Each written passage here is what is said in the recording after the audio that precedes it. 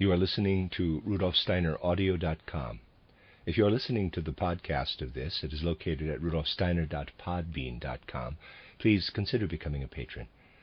As well, there are two publishing houses, SteinerBooks.org in America and RudolfSteinerPress.com in England, which are the sole publishers of Steiner into English and have given me permission to do these recordings.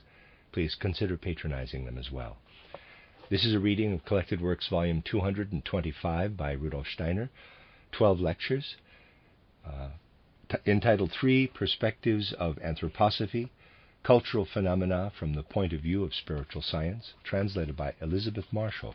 This is the 12th and last lecture in this cycle. It's entitled Jakob Boehme, Paracelsus, and I'm going to pronounce it this way, Swedenborg. It's properly pronounced Swedenborg or something to that effect, but I will be pronouncing it Swedenborg. Given in Dorna on the 23rd of September, 1923. Looking at the dream world, as we did yesterday, drew our attention to the fact that when we go from the world that's spread out before our senses, as the world of natural laws, into another world, these laws actually don't apply. I'd say that they stop applying gradually, little by little. In the case of dreams, we notice that on the one side they quite clearly comply up to a point with the laws of nature.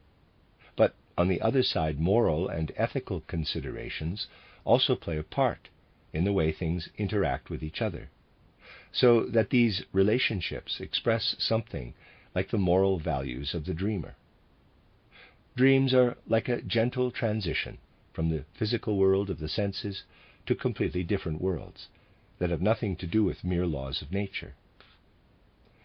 Now, it's important that through the ideas and feelings that arise when we direct our soul power toward the transitions we find in dreams, we reach a human understanding of the way things interact in the world, as otherwise this all remains just a closed book. You'll soon see what I mean. Developing intellectual concepts for these things is not really the point. What's important is that we totally appreciate things, that we have a real human relationship with everything we're connected to in our lives, and to the fact that we're human beings. And it's impossible to say anything or think anything about certain aspects of life if we haven't been touched by, haven't felt something of what we spoke about yesterday concerning dreams. It all depends on this tonality of our feelings. This is why I want to add to what I said yesterday about dreams and about the curious statements of the experimental magician something directly related to the phenomena of our lives, and which should really be seen as a much greater mystery than is usually the case. In connection with yesterday's lecture, we want to look from a certain perspective at those people who are usually described as somnambulists. These are people who exhibit many anomalies in their lives, and even go as far as getting out of bed in the night and climbing around on the roof without falling off. Secondly, I want to talk from a certain point of view about several individuals whom we've often spoken of in a different context: Jakob Boehme, Paracelsus, and a third person, Swedenborg. We can argue that people of today are quite apathetic. The kind of interests that I would call feuilletonistic are very widespread. Really, such people as the somnambulists, Jakob Boehme or Swedenborg, should be like a wake-up call, as they're so different from normal members of the public. Now let's try to understand these phenomena. We start with the ordinary sleepwalkers. You'll know that in a certain way their activities are connected to the phases of the moon. Just recently, and that's one of the reasons I'm talking about it here, we've spoken of the moon's significance in the universe. I said that there were beings who were once on the earth and brought humanity primeval truth, which then gradually died away. If we go back far enough in history, we can find them. These beings withdrew to a kind of world colony in the moon, and now inhabit the inside of the moon. And it's actually the case that in a coarse form, a small residual group of these beings have remained on Earth. At the time when these moon beings of today were still on Earth as the great teachers and leaders of humanity, human beings were very different. These beings left physical phenomena behind on Earth, meaning the facts of reproductive life. The facts of reproductive life, in their present form, didn't exist on Earth at the time when these beings brought humanity primeval truth. It's similar to when you've dissolved some substance in a fluid and the fluid looks quite clean and undisturbed. But when the substance sinks to the bottom, then you see the substance is coarse and the fluid is finer than it was before. This is roughly how it is with what I'm describing here. What now exists on Earth as reproductive life is coarse by comparison to what it once was. And what these beings took with them into the moon sphere had become infinitely finer and more spiritual. But they both belong together and have been differentiated out of each other. As I said when I was discussing the position of the moon in the cosmos, the influence that the moon still exerts on the Earth today is such that it reflects back not just the light of the sun, but all that is in the cosmos. In the moon, therefore, we have two things: the inside of the moon, which has closed itself off, doesn't at present appear on the outside, and has another task in the world, and then what the moon reflects.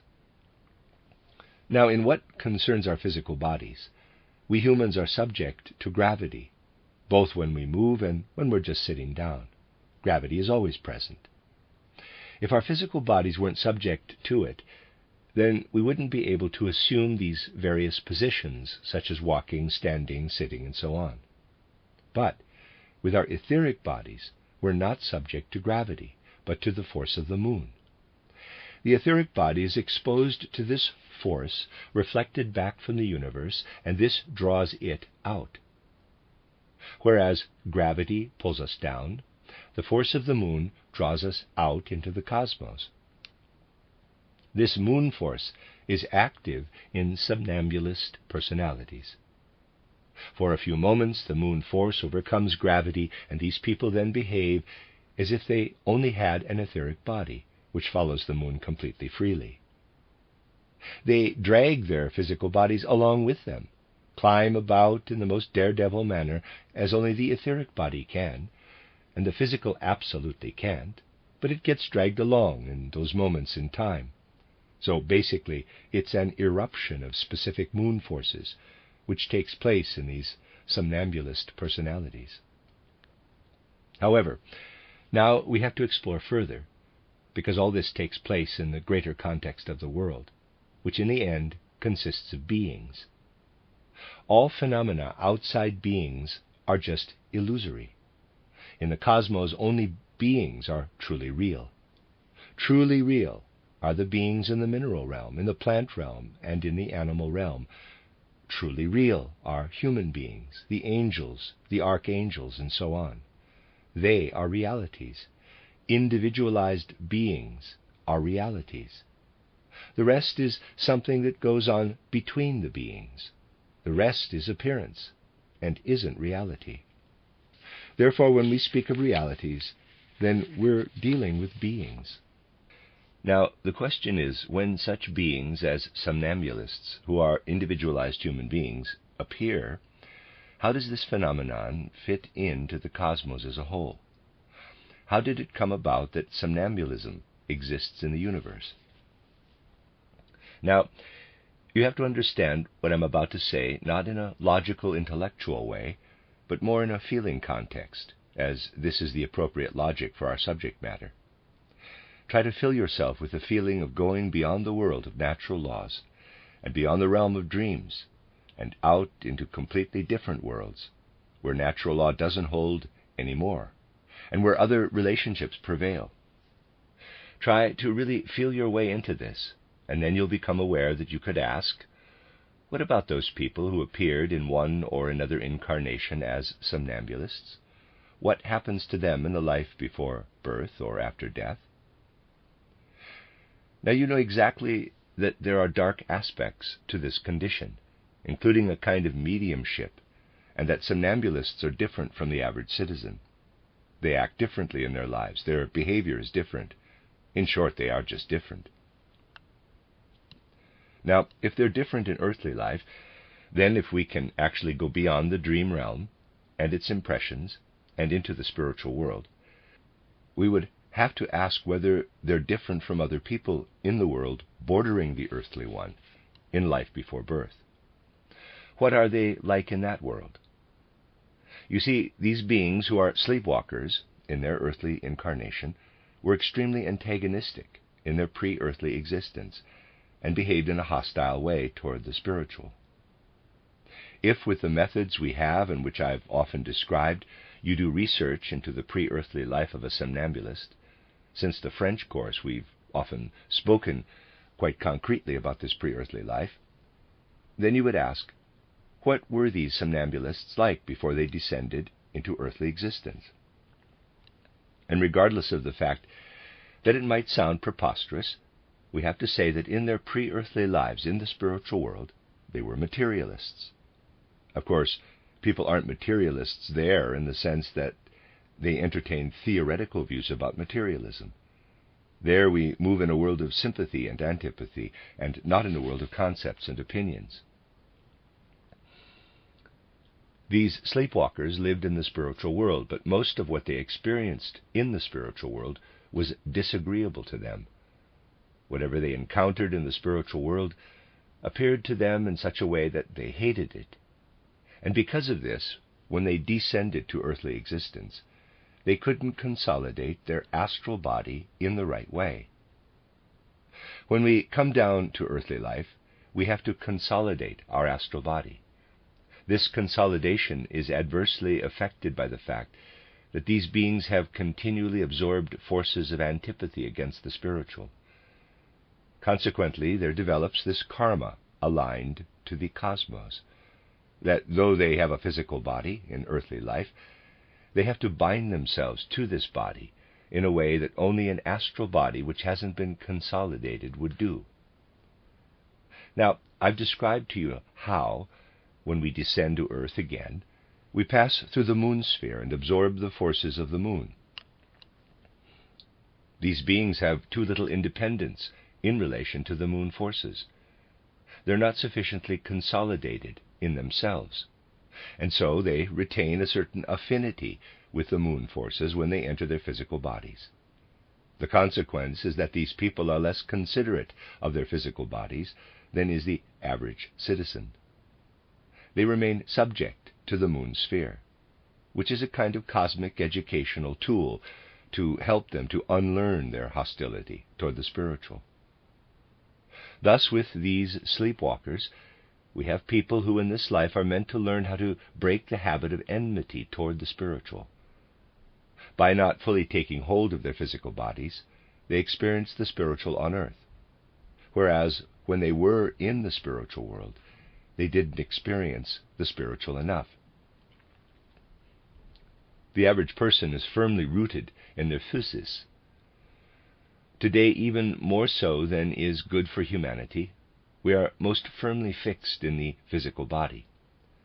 But the somnambulists don't really respond to the physical body, and therefore, under certain constellations, they're subjected more to the moon forces than to those of the earth. Now, let's move on from these personalities to others such as Jakob Boehme or Paracelsus, who achieved a certain greatness. Historically, you could always find such personalities, although less in modern times, but it's not so long ago that there were always what I'd like to call mini Jakob Boehmes. Up until a few decades ago, you'd always be able to find such little Jakob Boehmes. These personalities, who, if you looked at them from the outside, always stood out, because they were able to see into nature more deeply than the average person. Take a typical phenomenon in the case of Jakob Boehme. In his youth, there were already signs of what he would become. Take, for example, the quite typical event that while he's looking after animals with the others, he suddenly has the urge to leave the herd and the other shepherds and go up into the mountains to a certain place. Guided by instinct, he explores a particular place. There he finds a hole, an opening in the earth. He examines it and finds a treasure. It shines up at him. He's deeply affected by it, awestruck. But still he leaves it as it is and goes away. It doesn't occur to him to take anything. Later he often goes back to the place to take another look. However, the hole is no longer there, although the treasure must at least have been buried. He should really have thoroughly convinced himself that what he had seen wasn't actually of the physical world, but being who he was spiritually, he never for a moment thought that he might not have seen anything. This foreshadows what later emerged as his spirituality. He could see into the essence of things, into what happens at the borders of the spheres. If you read Jakob Boehme's writings with a minimum of understanding, you'll notice that this man saw salt or sulfur differently from the average chemist of his times. He writes from a completely different level of insight. He speaks from insights which are unfamiliar even for himself, so that words sometimes don't come near expressing what he sees. The language becomes chaotic and confused, and we have to feel our way into it if we want to understand the visions of this Jakob Boehme.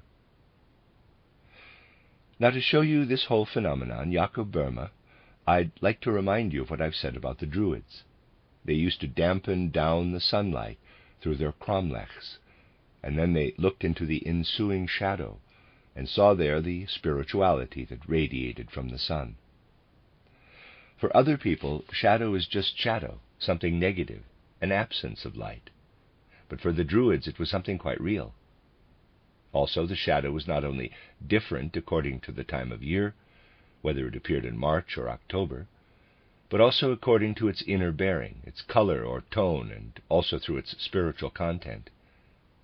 If you push back, so to speak, physical sunlight, then what the sun radiates spiritually appears right in the ensuing shadow. With Jakob Boehme, this was what happened in his whole human being. He could give himself, so to speak, a push in a certain direction. This is only a rough approximation. And then he could extinguish physical sunlight and see into the darkness. What happens when you look at something and don't follow the light, but have something like a border before you? The result is something like a mirror. But when you look, and although I'm drawing an eye here, EYE, it's not really a question of a physical eye, then there's light everywhere. This means we're seeing physical things. But if, through our own power, we extinguish this physical sunlight, then this looking into darkness appears. We don't even need a shadow. And when this looking into darkness appears, then it acts like a mirror. By doing this, Jakob Boehme could see how things are reflected in the mirror, and to his soul's eye, EYE, they revealed their inner spiritual content. If he prepared himself, he could see, for example, the most everyday things, such as salt, sulfur, mercury, and so on, not as we usually see them, but their real being, and what lies behind them spiritually, reflected in the darkness. This was his special vision. He saw, reflected in the darkness, what lies spiritually behind things. He saw them in the light of the sun's force, whereby the physical effects of light and warmth were excluded. Sleepwalkers connect their will to the forces of the moon, and then when, for a few moments, they're less affected by gravity, are more affected by the moon, whereas ordinary sleepwalkers follow more the forces of the moon with their organs of will. Boehme could follow the forces of the sun with his organ of cognition, and was therefore a sun person, in a sense sunstruck, as opposed to moonstruck. And Jakob Boehme was an outstanding example of such people, human individualities who stand out from the rest of humanity through their special relationship to the spiritual, sun people. Then again, with these sun people, we have to ask, what were they like in their pre-earthly existence?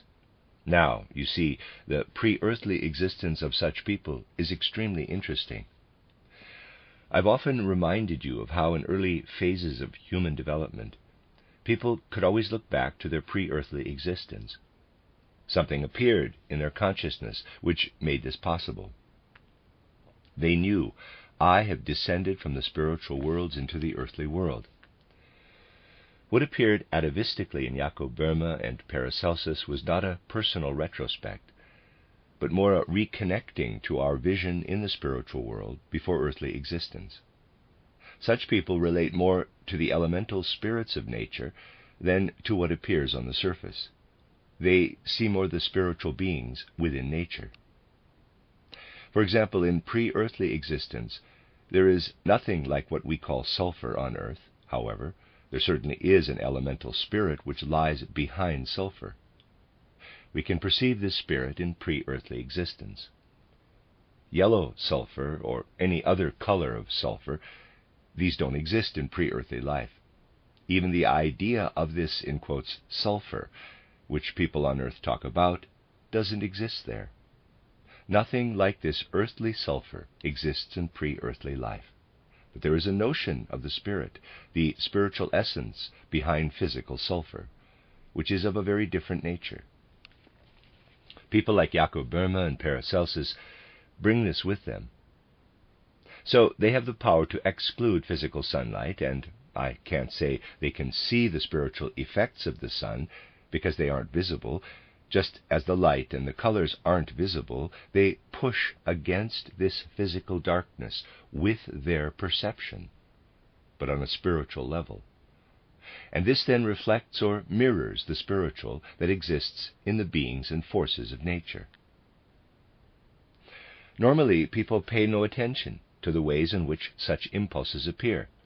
But in essence, if such people, who show the way, didn't sometimes live among us, then humanity would know little about nature.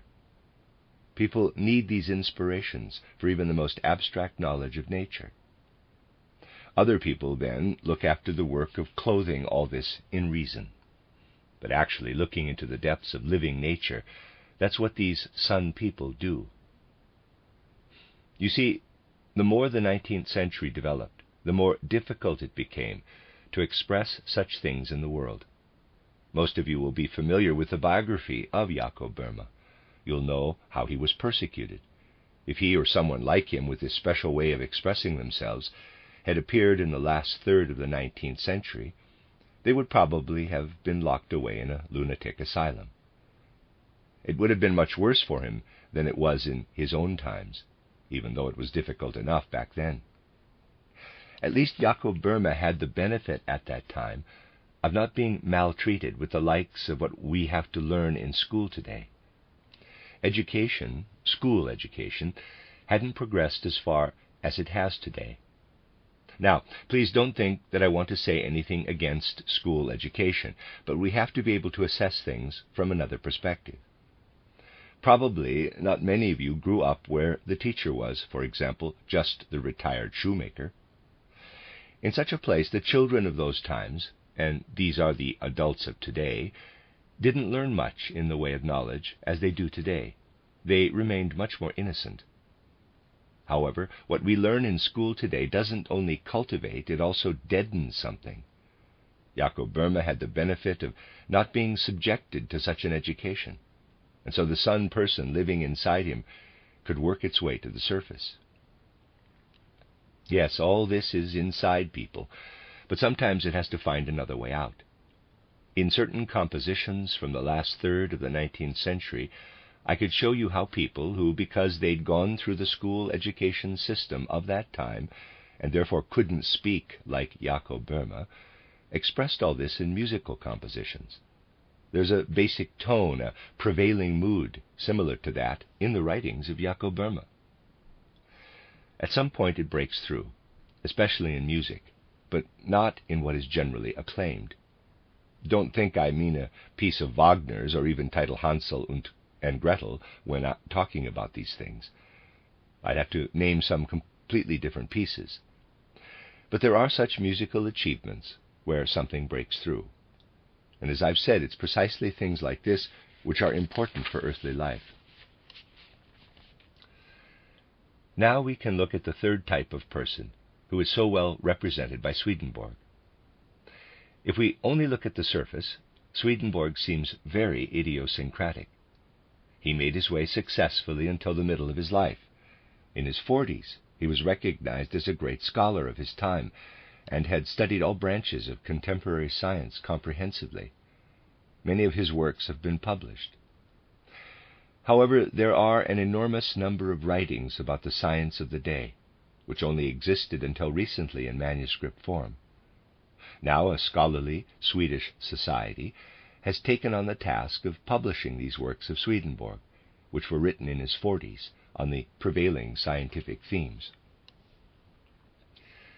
But then Swedenborg changes, and people start to say that he's gone mad. He's gone completely mad.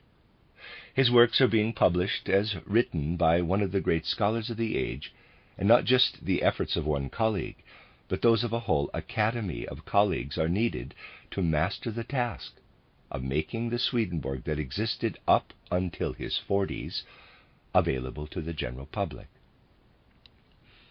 And the later Swedenborg is of no interest at all. However, it's significant that Swedenborg lived the life of a scholar of his times up until a certain age, and then a certain spiritual vision broke through. Such a spiritual vision as Swedenborg experienced has its special characteristics. It's as follows. Normally, if you imagine a person and look at their brain, then in a certain sense the etheric body fills out the brain. What I'm drawing here in red, image unavailable, is the physical brain. The etheric body fills out the physical brain and projects out a little bit. Now, up until his 40s, Swedenborg had developed his etheric body and his brain, his head constitution, in the normal, I could say, bourgeois way. Then, however, a force overwhelmed him, which pulled the etheric body tighter, of course not beneath the skin, but pulled it so tightly together that it became denser and more independent of the brain, while he still remained as clever. Because it's not true that he became a foolish man, he was just as intelligent as before. When someone walks in their sleep, then their astral body is subject to the influence of the moon.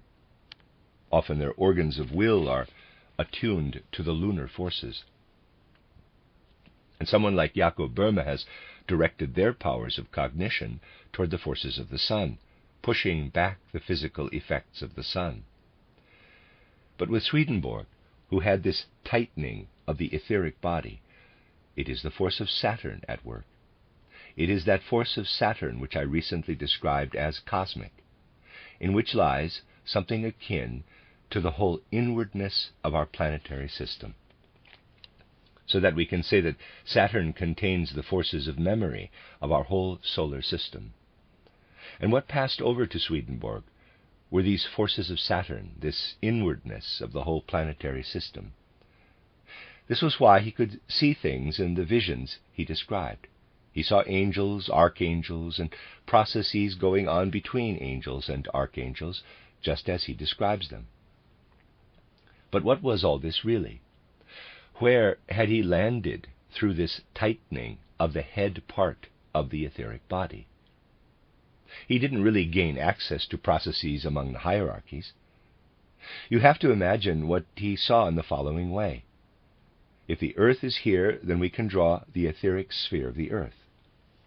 This goes out into the cosmic expanses about which I told you yesterday, and we arrive at the Orion Nebula and so on, which has its own laws, not natural laws, but laws as they are in dreams. Only when space ends would we arrive at the life of the hierarchies. Swedenborg couldn't see into that with his visionary gift, but all those processes which take place beyond the etheric sphere are not only reflected in the ether, they also evoke actual image processes in the ether. So, when something happens up among the hierarchies, which we would have to describe quite differently, it has an effect on the ether sphere of the earth, so that the etheric forms act upon the ether of the earth. Forms are working around us, which are not the actual angels, but forms created from the ether, which then transform their actions so that humans can understand them. Swedenborg could see these actual reflections, as we can call them, of the higher hierarchies in the earth's ether.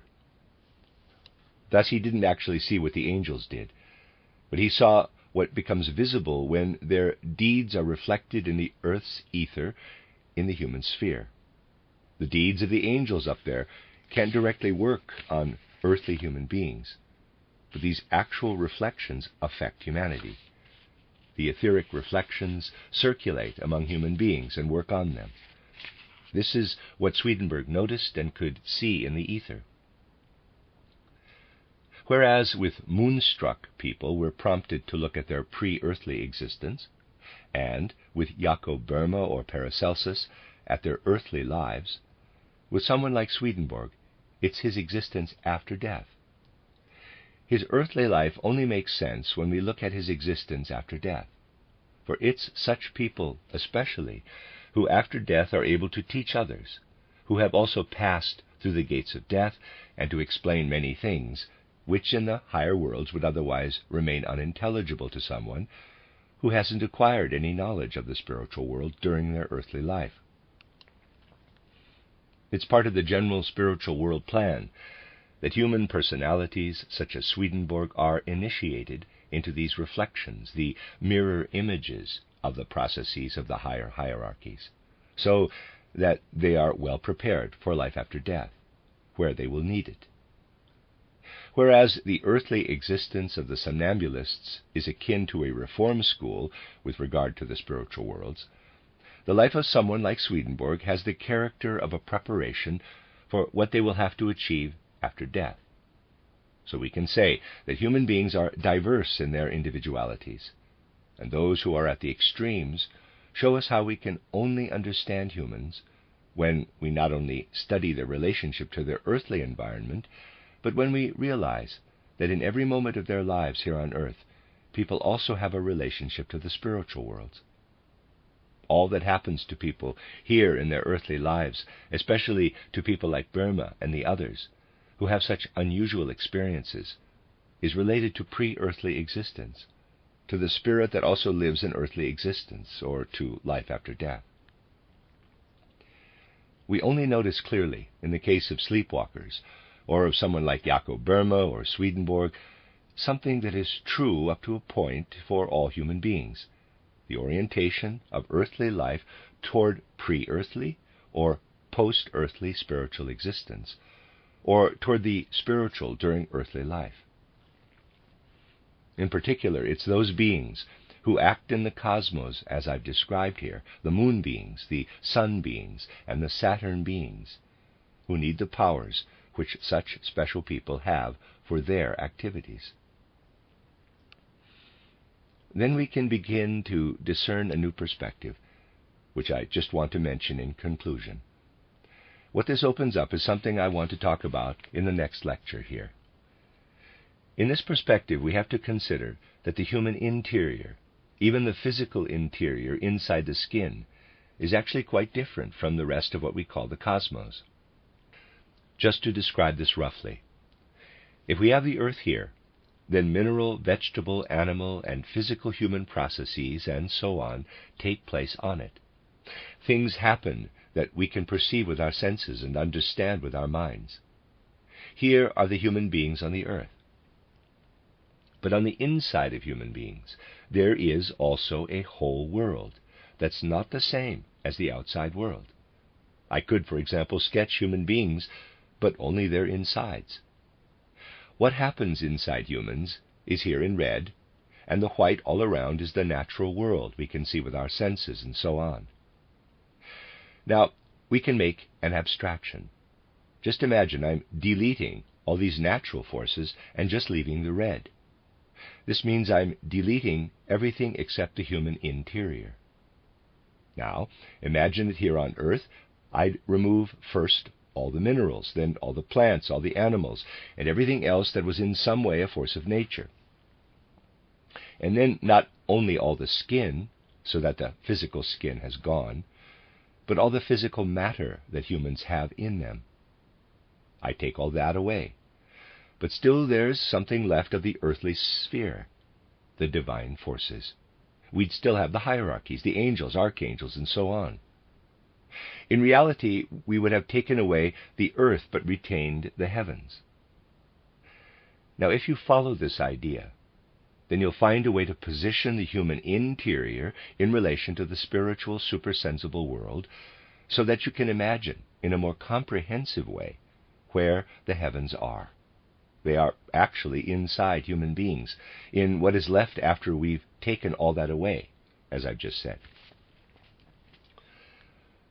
Now, if we describe, as I did today, people like the somnambulists, Jakob, Boehme, or Swedenborg, what are we really talking about? Then we're not standing on the earth, but are standing in the cosmos.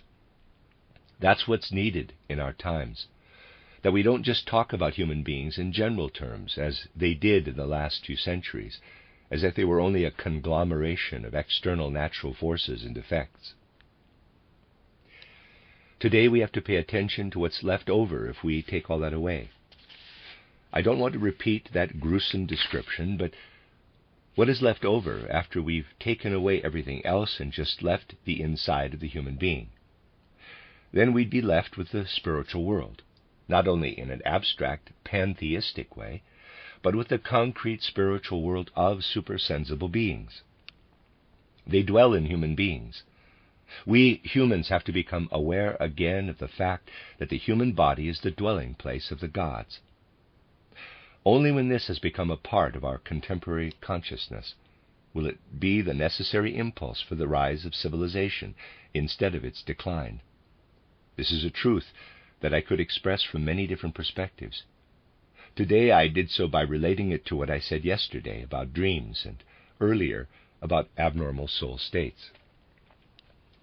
The end of Lecture 12 and the end of the book, 3 Perspectives of Anthroposophy, 12 Lectures by Rudolf Steiner, Collected Works, Volume 225.